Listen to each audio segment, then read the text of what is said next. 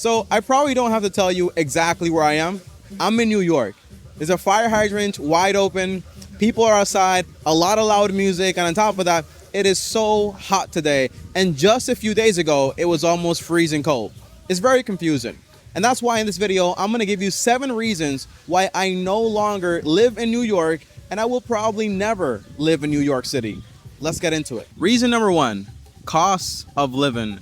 This little neighborhood where I'm in right now, which is the Bronx, well, a 2-bedroom, 1-bath apartment can cost you anywhere from $2,500 all the way up to $3,000.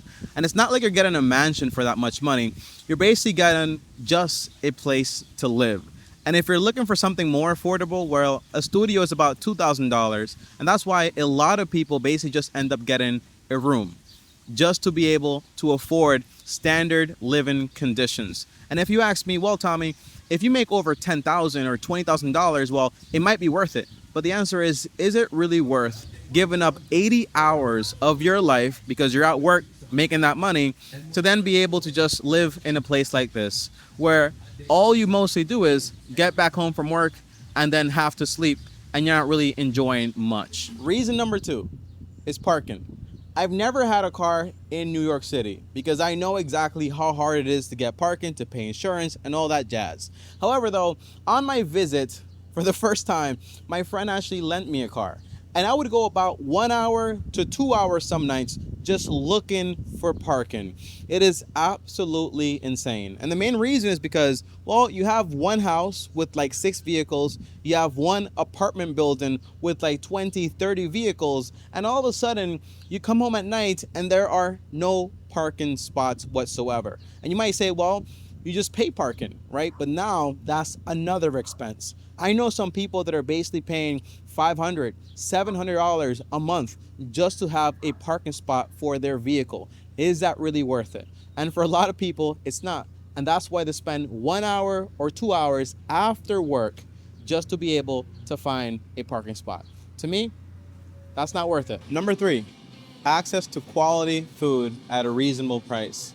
You know, here specifically in New York, good quality food that's organic is going to cost you a lot of money. And depending on where you live, you may not even have good options whatsoever. For example, in our local grocery store, they try their best, but there's just a lot of meat, like grass-fed beef and so on, that just doesn't come in because they just can't make a market out of it. And if you think, well, why not go to Whole Foods? Well, I went to Whole Foods the other day, and a bar of chocolate was like $7 to $10. And food is very expensive, and most people can't afford it.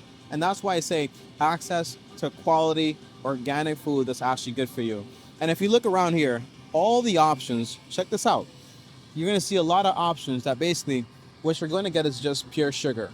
And when I was living here in New York, believe it or not, I weighed about 215 pounds because most of the stuff I ate was just high in calories, ultra processed, and that's all I had access to. So that's it. Reason number 4, buying a home in New York is just not possible. It's not affordable. Now, do I mean it's impossible? The answer is no. Of course, you can go to a bank, potentially qualify for it. But here's the deal. Homes in this area right now, which is not a nice area at all, is about $700,000. How the heck are you supposed to be able to afford paying over $5,000 a month for the next 30 years of your life? A lot of the times people have this American dream to be able to own their own home, but really what they own is their own jail for the most part. It sounds crazy, but it is true. And that's what I realized a long time ago. And that's why I just don't live here, because it is so expensive to be able to afford something. And again, you could make the argument, well, what if you have a lot of money? And if you rent this and do that? Well, you have to take on a lot of risks and find a multitude of ways just to be able to make something basic work out, which I'm not a big fan of. Reason number 5, New York is dangerous. Now, you might be asking me, Tommy, do you feel at danger right now? The answer is absolutely not. I feel at home when I'm in New York. And you know why it is? It's because I'm used to it. I'm used to hearing shots going off. I'm used to walking around at 3, 4 a.m. and feeling like nothing's really going on. But once I got out of New York, I realized, hey, none of this stuff is really normal. It's not normal to have your friends in jail. It's not normal to hear about people being on medicine. It's not normal to have people down the block from you being taken off the map, if you know what I mean. So it's dangerous. There is crime. And just because you're used to it doesn't make it okay. So my point is, crime is a real thing in New York, but once you live here, you'll get used to it. But that doesn't mean it's not dangerous, if you know what I mean. Number 6, time moves different in New York. Now, I know what you're probably thinking. No, Tommy, it's the same exact 24 hours everywhere on the planet. And it's true, obviously. However, there's something about this city.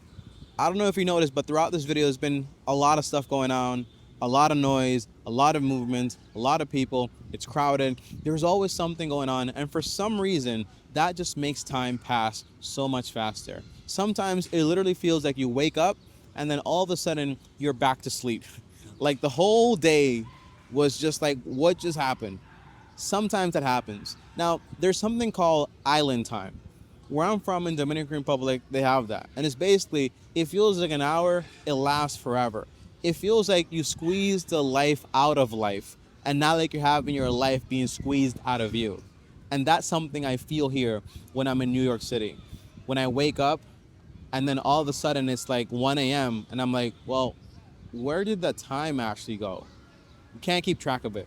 It sounds crazy, but when you're here, you'll see what I mean. Number 7, future prospects. This video is obviously not sponsored by Amazon, but I wanted to kind of be like a little bit lighthearted before I got really down deep. It is true that New York is a melting pot. However, though, it does mean that I've met a lot of people that are here in this country and they're immigrants, but they can't return home. And almost all of them have the same story in common. I thought I was gonna come here and I was going to accomplish so much, or it was going to be worth it. And for many of them, it just wasn't worth it. And they come to find out that it's not what they thought it was actually going to be. So one thing I don't really like about New York is how people grow old. A lot of old people, they end up being sick and at home by themselves. And that's like the norm of what I've seen personally. And second, I don't like how people kind of grow up, the values they get, what they kind of grow up thinking is okay.